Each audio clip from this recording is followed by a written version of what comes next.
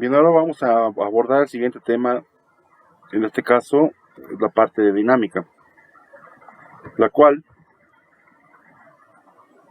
tiene como objetivo encontrar la relación que existe entre el movimiento de los eslabones, ya sea posiciones, velocidades y aceleraciones, correspondientes a la parte cinemática, y de los eslabones, fuerzas aplicados para las articulaciones, mientras son consideradas las masas y los movimientos de inercia de los eslabones.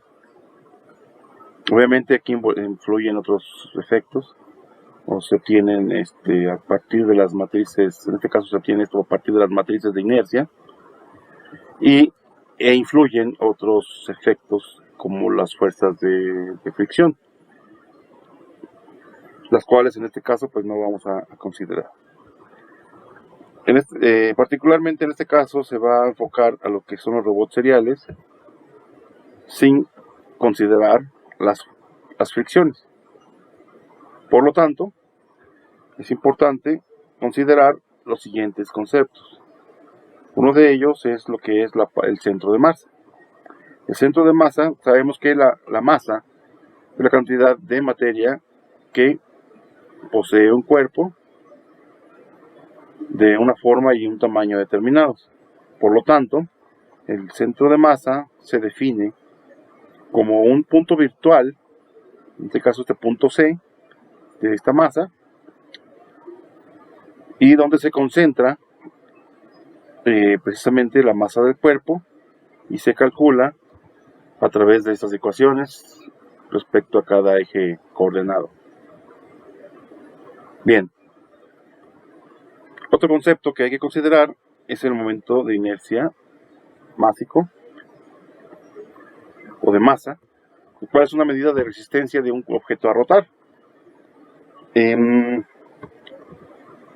Esta masa del objeto y su distribución afecta el momento de inercia másico, donde esta se representa a través de estos parámetros de un tensor de inercia que involucra estos parámetros, de resistencia de rotación, donde R está representado a través de esta distancia de este punto a cualquier punto del objeto o del cuerpo, y ρ es la densidad precisamente de ese cuerpo. Bien, ahora, este tensor de inercia de que estamos hablando precisamente se refiere a lo que es la inercia del cuerpo o la resistencia al movimiento rotacional de este eje que pasa a través de un centro de masa. En este caso, se puede observar que esta matriz concentra precisamente estas propiedades físicas del cuerpo respecto a un centro de masa determinado. Si el cuerpo es irregular, no es cierto.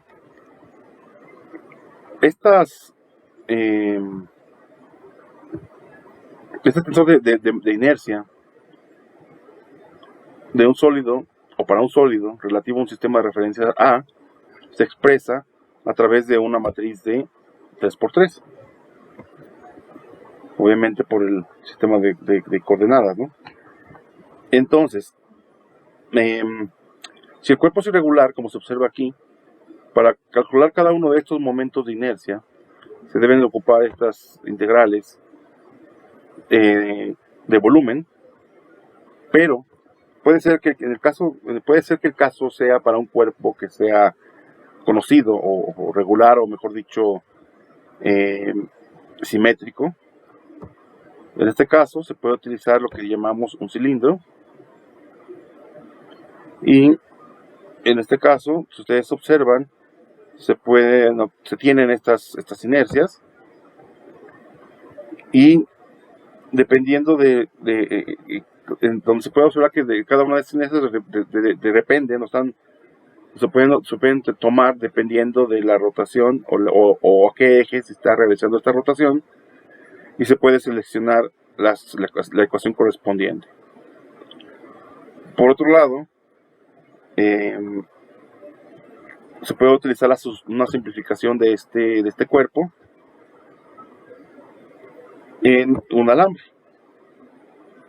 En este caso, el radio, como es muy pequeño, se puede despreciar, donde se puede reducir el número de ecuaciones de momento de inercia a 2, donde si ustedes observan, el radio se desprecia, por lo tanto, nada más consideramos estas dos ecuaciones sin tomar en cuenta la magnitud radial, tomando en cuenta que es muy pequeño. Además, otro cuerpo conocido es precisamente el prisma rectangular. Para un prisma rectangular se tienen estas ecuaciones de estos momentos de inercia.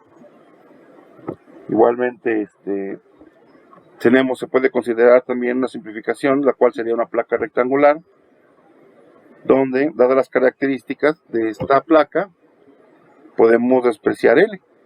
Al ser muy pequeño, esta L se puede reducir a esta ecuación del momento de inercia, donde en este caso, para estas ecuaciones se elimina L, donde solamente nos queda considerar esta ecuación. Bien, tenemos ahora lo que son las ecuaciones de movimiento, las cuales definen el movimiento de un cuerpo a través de la relación de las fuerzas y momentos externos, y los movimientos de un cuerpo rígido que se pueden expresar a través de dos métodos. En este caso, las ecuaciones de Newton-Euler o Lagrange-Euler, o Lagrange o Euler-Newton, dependiendo de cómo se ocupe la notación. Para el método de Euler, de Newton,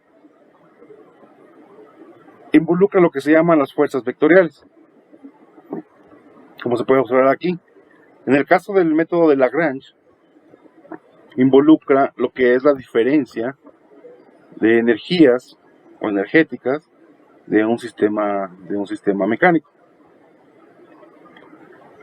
Aunque ambos métodos utilizan el método de Euler, el concepto de Euler, donde se añaden las variables rotacionales. Bien,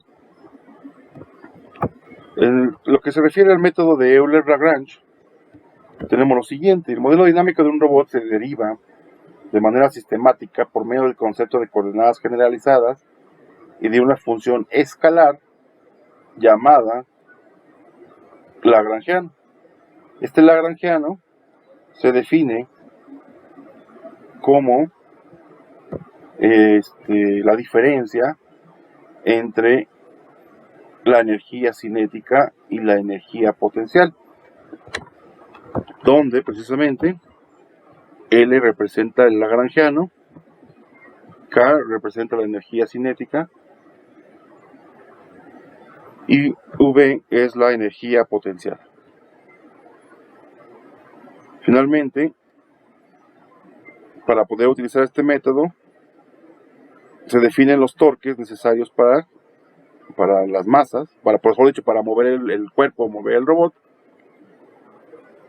donde tenemos que se tiene que aplicar la derivada parcial del lagrangiano con respecto a la velocidad angular o articular, y esto a su vez se le aplica la derivada temporal menos la derivada parcial del lagrangiano respecto a la posición,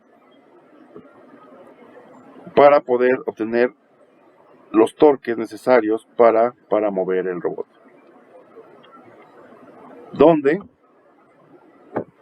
L es el lagrangiano, Q representa la posición de la articulación, Q punto representa la velocidad de esa misma articulación, y tau son las fuerzas o torques generalizados a la articulación o a la articulación correspondiente. Bien, ahora, para la aplicación de este método, es importante, referente a los robots manipuladores, se pueden realizar o aplicar utilizando 3 pasos, donde el primer paso consiste en calcular la cinemática este caso velocidades ya sea lineales o angulares, de los eslabones o las masas. Una vez obtenido esto, se procede al paso 2, en donde consiste en encontrar o calcular las energías cinéticas y potenciales totales. El siguiente es, por ejemplo, para el caso de la energía cinética, se define como la sumatoria de estas energías para obtener la energía cinética total, donde K representa, o se representa a través de esta ecuación. Para una partícula solamente se consideran lo que son velocidades lineales. Para el caso de un sólido, se consideran las velocidades lineales más las velocidades angulares y el momento de inercia correspondiente. Finalmente, en este caso para las velocidades, para las energías potenciales, iguales como la sumatoria de todas estas, de cada articulación, donde esta energía potencial se define como la masa por el vector de gravedad o de aceleración de gravedad. Bien, finalmente se aplica lo que es, o mejor dicho, se obtiene el lagrangiano, el cual consiste en, una vez obtenida la diferencia entre la energía cinética y la potencial, aplicar la ecuación del lagrangiano, ¿no? En este caso se obtiene, o se sustituye este lagrangiano en la ecuación diferencial no homogénea de movimiento. En este caso, y para todo i de 1 hasta n. Bueno, el método que sigue sería el método de Newton-Euler. Este método se basa en lo que es la segunda ley de Newton, donde la fuerza es proporcional a la aceleración y esta proporcionalidad depende de la masa, donde F corresponde al vector de fuerzas, M a la masa total y A al vector de aceleraciones lineales.